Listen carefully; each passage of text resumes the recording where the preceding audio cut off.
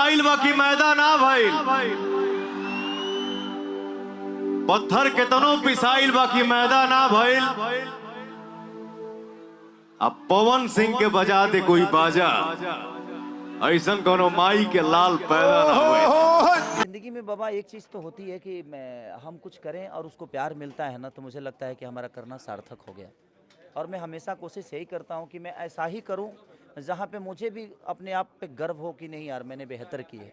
क्योंकि काम तो करता ही आदमी, हर दिन काम ही कर रहा है, लेकिन जिस काम को दुनिया बेहतर बता देती है ना, वहाँ लगता है कि हमने कुछ किया है। इंतजार का घड़ी कहीं न कहीं समाप्त हो गया। जैसे ही यहाँ पे एक ट्रेंडिंग स्टार दबंग स्टार खेसारी लाल यादव का न्यू फिल्म संघर्ष 2 का ट्रेलर रिलीज हुआ, तब से यहाँ पे भोजपुरी में हर कोई कलाकार देखकर तंग हो गया है कि आखिर में ऐसे खेसारी लाल यादव कैसे एक्टिंग कर सकते हैं और एक्शन कर सकते हैं।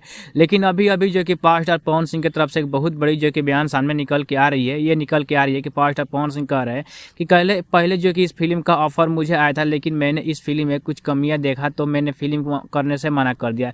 लेकिन खेसारी लाल यादव जिस तरह से भौकाल बना रहे हैं, कहीं ना कहीं ये फिल्म जो कि पूरी तरह से उस तरह से नहीं है जिस तरह से खेसारी लाल यादव भौकाल बना रहे हैं। कहीं ना कहीं जब पर्दे पर लगेगी तो दर्शकों को उतना पसंद नहीं आएगी जिस तरह से वो ट्रेलर में दिखाया जा रहा है एक्शन भरपूर। वैसा फिल्म नहीं है। मैंने इस फिल्म का पूरा A to Z यहाँ पे जो भी इसका था, प्रोड्यूसर था, डायरेक्टर था, उससे मिलकर मैंने इसका पूरा यहाँ पर कहानी पढ़ा है।